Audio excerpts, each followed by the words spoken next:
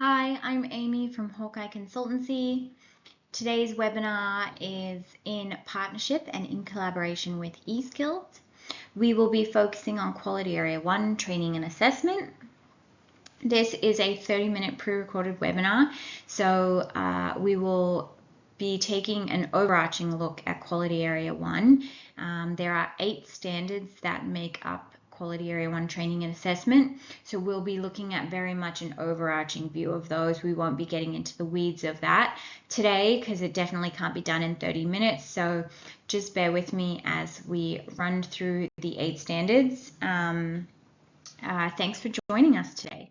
Like I said, this is in partnership with eSkilled. eSkilled and Hawkeye are undertaking three webinar recordings, 2 30-minute recordings, and a live webinar. The live webinar will be on validation. So if you're interested in that, go and check those out.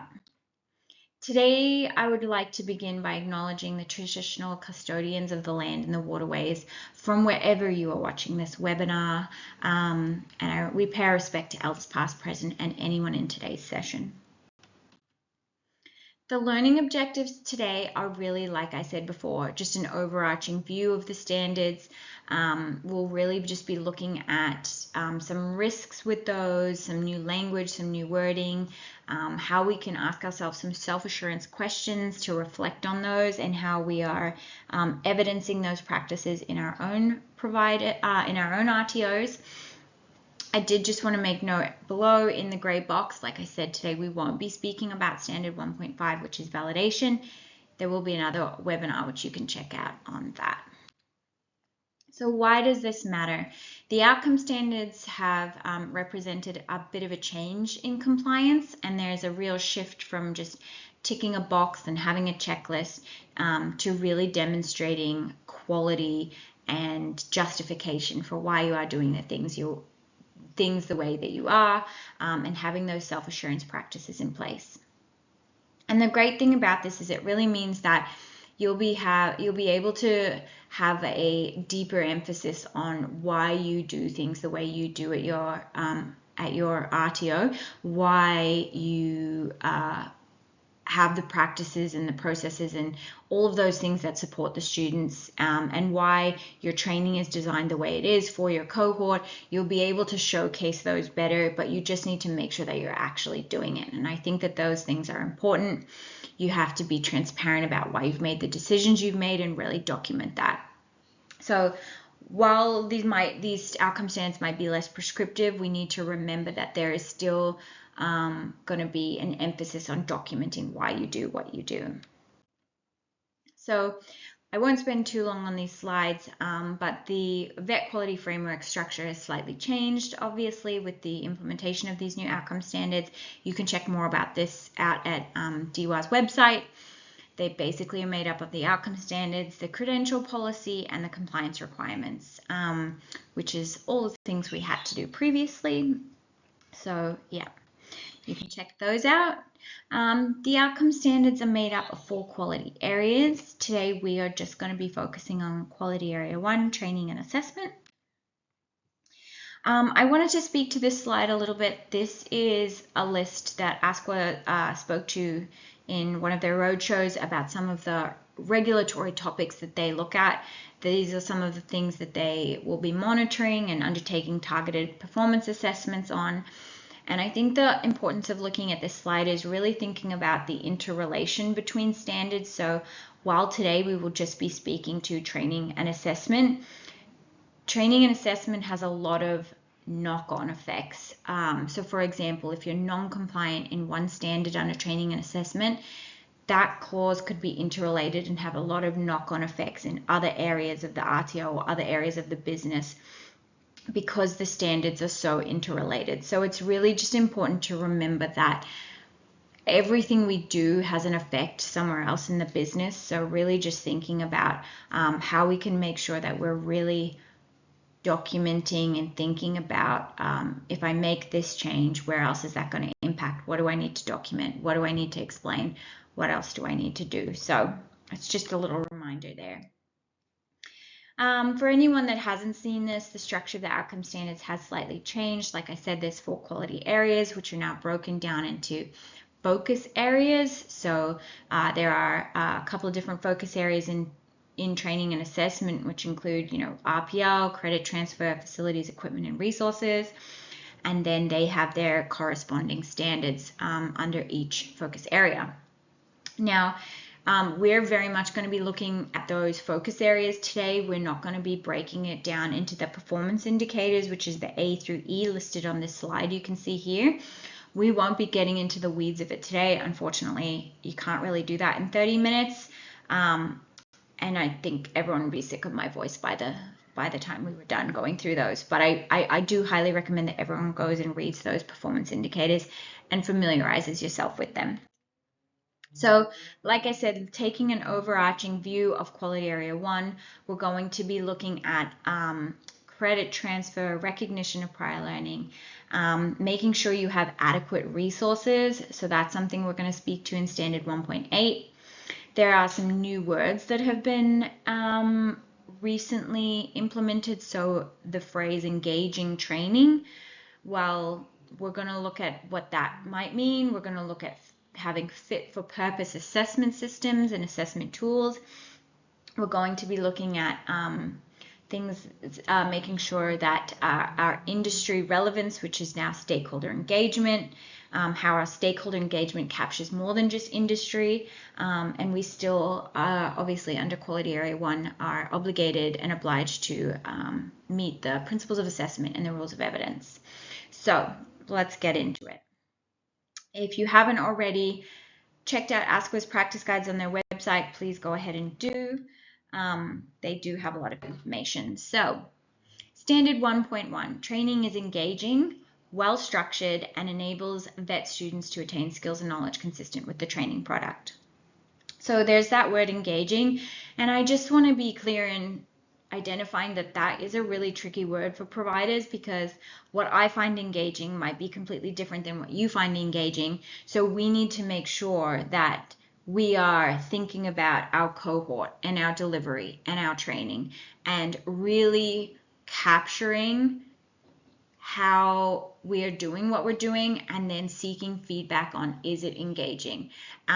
We need to have mechanisms to capture if it's engaging, and then a feedback loop to close that feedback. So if we receive feedback about something, have we analyzed that feedback? Do we want to apply that feedback? If we do, go ahead and capture that. If we don't, then we need to justify why we don't. But the whole point is that we are now going to have to evidence how our training is engaging, as well as being well structured. So when we think of well structured, we need to make sure that our delivery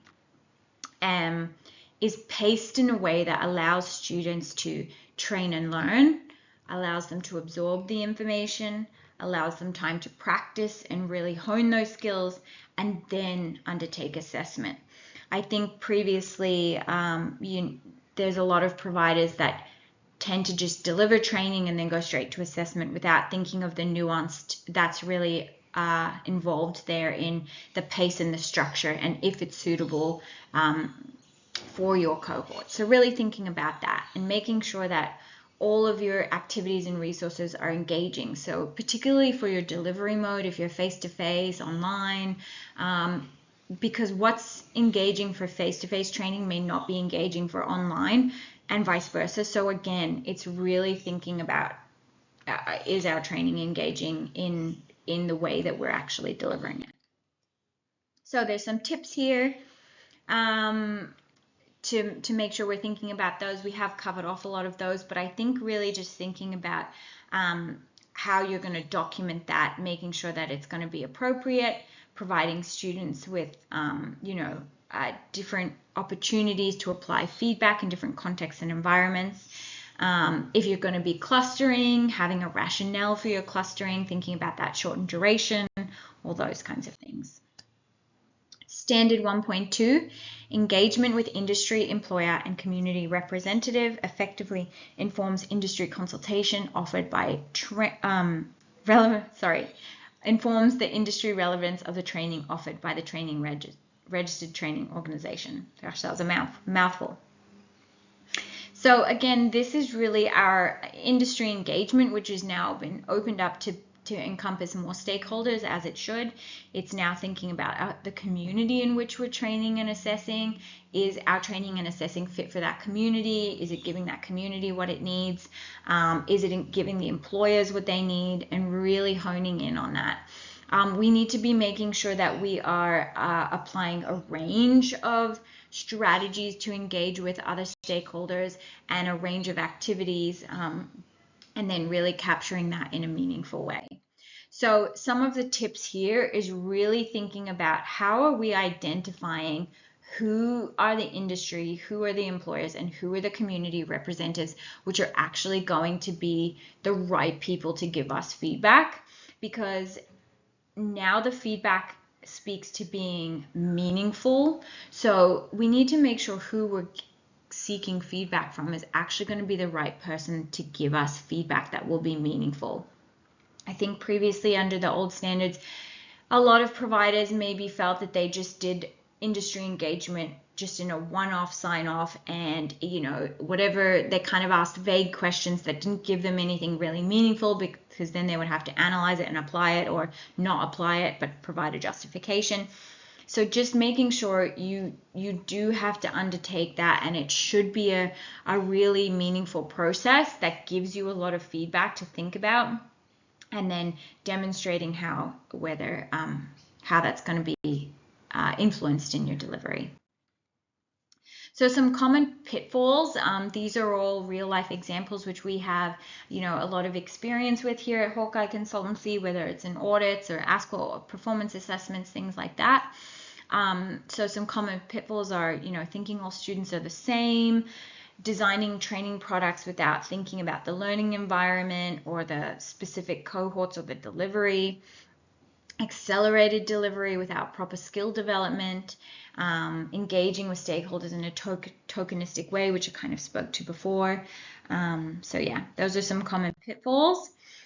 Now here is a self-assurance slide, which this PowerPoint will be sent out to everyone watching, but I do recommend maybe taking a photo with your phone, because there's some questions here that you might want to take back to your team and ask in a meeting, or you might want to email out, just to have some thought-provoking conversations around how do you think you're doing this, how do you think you're capturing it, evidencing it, because at an audit, that's what you will have to do. You'll have to demonstrate how you've considered it, captured it, and have evidence for it.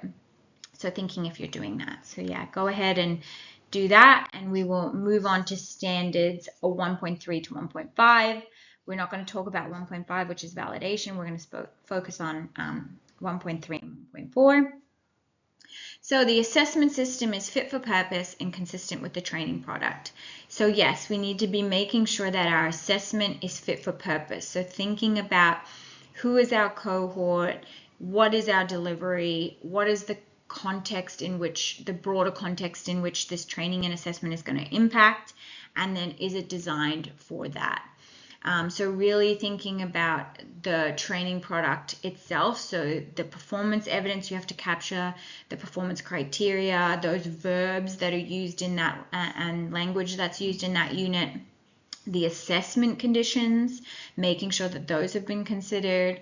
We need to be thinking about balancing theory with practical, and not over-relying on generic tools and generic third-party products that you've maybe purchased. So some tips for standard 1.3, which is your fit-for-purpose assessment system, is keeping records of changes and improvements you made, whether that's through validation or through industry engagement or however that might be. It's actually keeping evidence of that. Sometimes providers have a habit of not updating their continuous improvement register and things like that. So just making sure you have a sound self-assurance system for tracking those changes and those updates.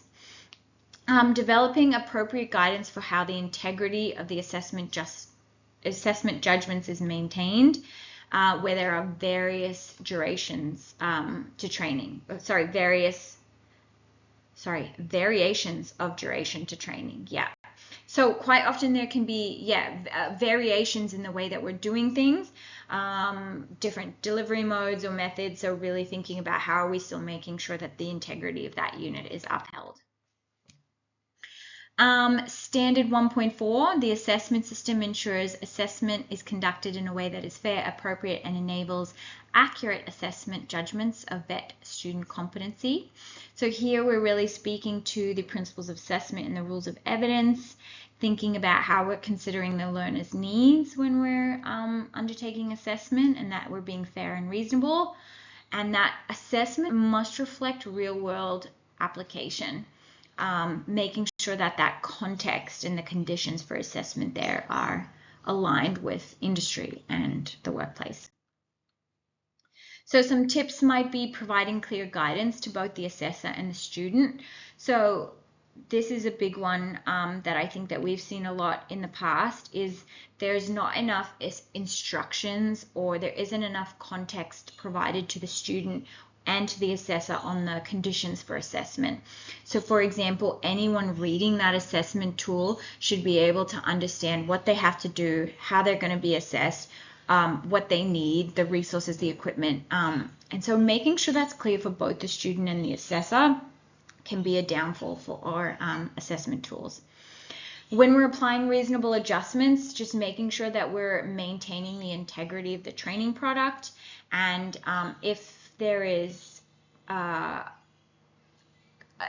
instance where you feel a student might have plagiarized or used AI, thinking about, okay, well, what does our policy say around this? What is the effective planning that we have to deal with this situation? Do we have a policy that allows students to use AI within parameters, or do we not allow it at all? So really just making sure that you have those taken into consideration when you're doing your judgment. So for example, if there is a student who's answered a question and you're unsure if it's been done through AI or not, you might have a verbal conversation with that student to determine, is it their answer or is it AI, and document that in your assessment judgment. So some common pitfalls for assessment typically are group assessments without individual assessment taking place. Just keep in mind that this is competency-based assessment, and we have to make sure each individual is competent, not a group. Inadequate checks to verify authenticity of student works, making excessive adjustments that undermine the integrity of the training product. Again, generic tools without contextualization. Failure to review mandated assessment tools for licensed outcomes. Again, all of these things are common pitfalls, so really thinking about that. We've developed some self-assurance questions that you can take back to your team, so grab a photo, or you can send this PowerPoint out at a later date to your team, but really asking yourself these questions, and could you answer each one and document a process and explain to an auditor how you're doing these things. So yeah, really thinking about that.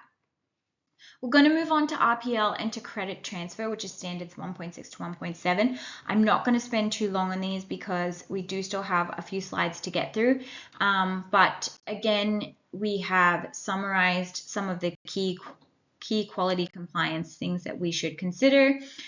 Keeping in mind that RPL is still listed on ASQA's regulatory risk priority for 2025. So if you are a provider that does undertake a lot of RPL, I do recommend that you look at that assessment system, whether third parties are involved or not, and consider how sound your RPL assessment system is as well.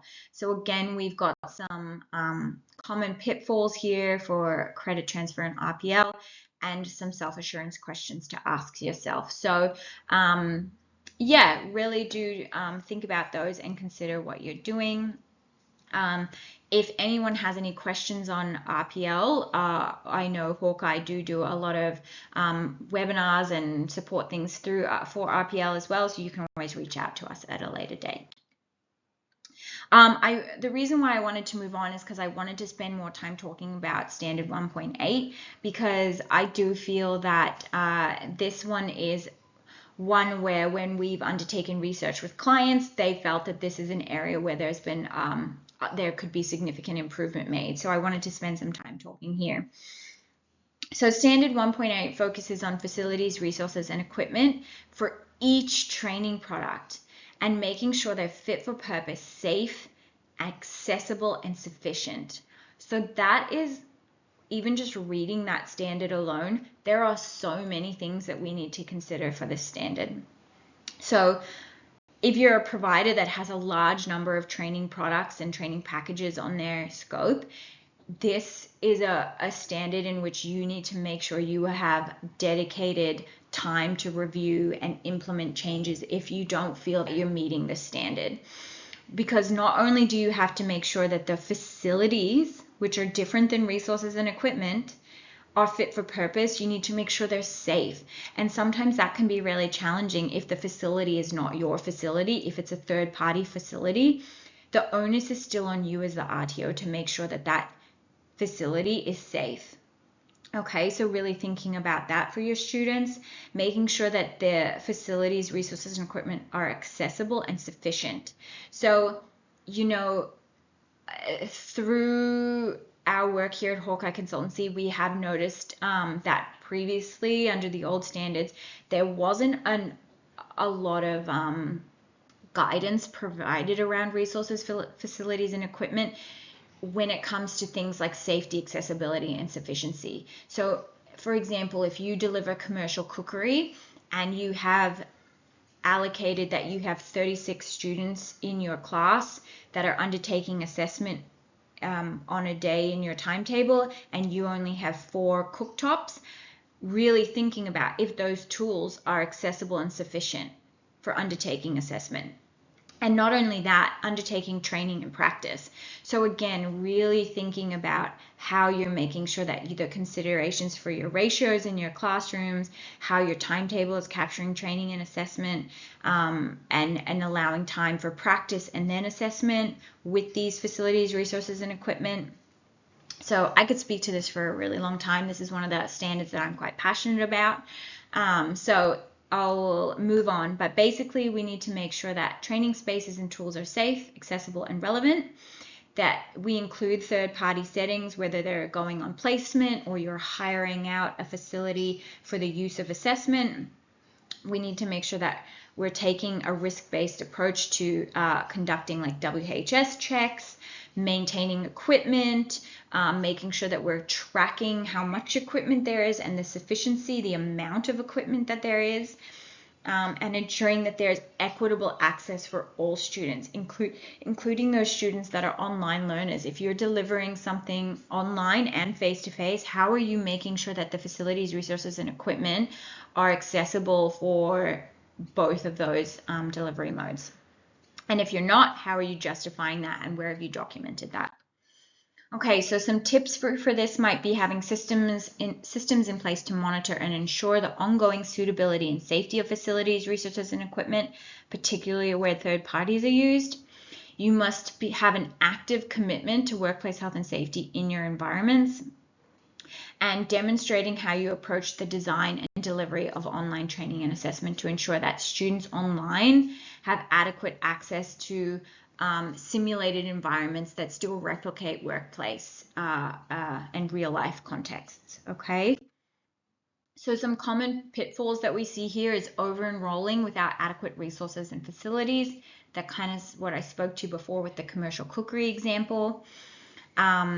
Outdated or non-compliant equipment. So again, now don't get me wrong, there are units of competency where they have outdated or non-compliant equipment listed in the in the assessment conditions, but we still need to make sure that then we are justifying why that equipment is outdated or non-compliant, or why we're offering an industry alternative equipment. That needs to be captured somewhere. So making sure that we have a framework for where this is all being housed and where this is being considered and kept.